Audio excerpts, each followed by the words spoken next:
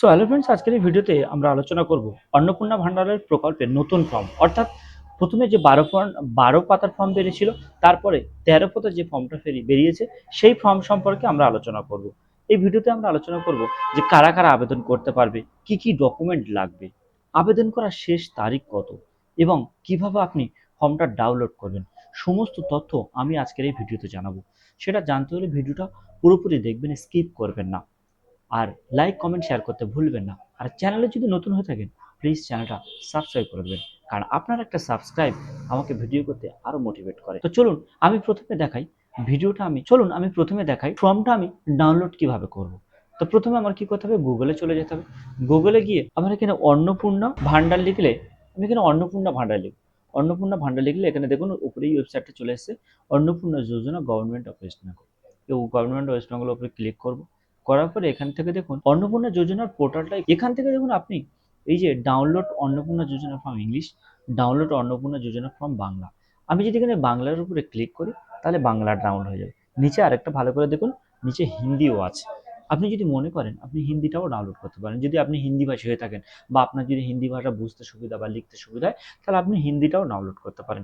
এইভাবে যার যেটা ভাষার সুবিধা, বাংলা যার ইংলিশ তার ইংলিশ, তো এইভাবে যার যেমন ভাষা সুবিধা হবে সে তেমন ভাবে ডাউনলোড করবে। তো ফর্মটা ডাউনলোড হয়ে যাওয়ার পরে এবার আমরা ফর্মের ওখানে চলে যাই। দেখুন এখানে চলে এসেছে। তো এখানে আমার কি কি ডকুমেন্টস মূলত লাগবে, মূলত ডকুমেন্টস সেইগুলোই লাগবে: আধার কার্ড, পরিবারের প্রধানের আধার কার্ড, এবং প্রত্যেকের বাড়ির যত সদস্য আছে, যাদের যাদের আধার কার্ড আছে সবার আধার কার্ড লাগবে। বাড়ির যত সদস্য আছে সবার ব্যাংক অ্যাকাউন্ট যদি থাকে সেটাও দিতে হবে। বাড়ির যে সমস্ত শিশু সদস্য আছে তাদের যদি টিকাকরণ হয়ে থাকে সেগুলো দিতে হবে। পরিবারের প্রধান বা বাড়ির সবার মিলে কত শতাংশ জমি আপনাদের পরিবারের আছে এবং তার কাগজপত্র কি আছে সেগুলোও দিতে হবে। এবং প্রত্যেকের ভোটার নম্বরটা এখানে বসাতে হবে, প্রত্যেকের প্যান কার্ডের নম্বরটাও এখানে বসাতে হবে। তার সাথে সাথে প্রত্যেকের ব্যাংক অ্যাকাউন্ট নাম্বার এবং যে অ্যাকাউন্ট নাম্বারগুলো ডিবিটি করা আছে সেই ব্যাংকের অ্যাকাউন্ট নাম্বারগুলো দিতে হবে, ডিবিটি নাম্বার করা।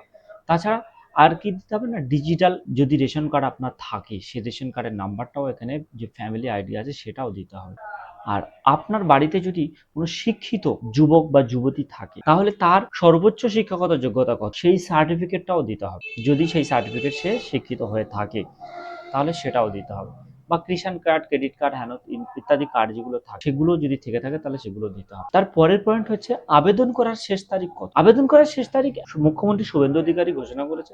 এখন 3 মাস ধরেই প্রকল্পটা চলবে। 3 মাসের ভিতরে আপনাকে সমস্ত তথ্য নিয়ে অন্নপূর্ণা ফর্ম ফিল আপ করে জমা দিতে হবে। 3 মাসের পরে আপনার হয়তো নতুন ডেট বাড়াতে পারে, নাও বাড়াতে পারে। তো 3 মাসের মধ্যে আপনি এখন জমা দিতে পারবেন। আরেকটা কথা বলেছি, যত তাড়াতাড়ি সম্ভব আপনি দেবেন তত তাড়াতাড়ি আপনার লক্ষ্মীর ভান্ডার কেটে অন্নপূর্ণা ভান্ডারের প্রকল্পে আপনার নাম চলে আসবে। তো আজকের ভিডিওর মূল বিষয়বস্তু হলো এটুকুই। অন্নপূর্ণা সম্পর্কে আবার যদি কোনো নতুন আপডেট আসে তাহলে আমি অবশ্যই আপনাদের সেই আপডেটটা আপনাদের ভিডিওর মাধ্যমে জানাবো, এবং সেটা জানতে হলে আমার চ্যানেলটাকে সাবস্ক্রাইব করে রাখবেন আর বেল আইকনটা প্রেস করে রাখবেন, যাতে ভিডিও ছাড়ার সাথে সাথে আপনার কাছে নোটিফিকেশন চলে আসে। তো ততক্ষণে ভালো থাকুন, সুস্থ থাকুন, দেখা হবে পরবর্তী কোনো ভিডিও।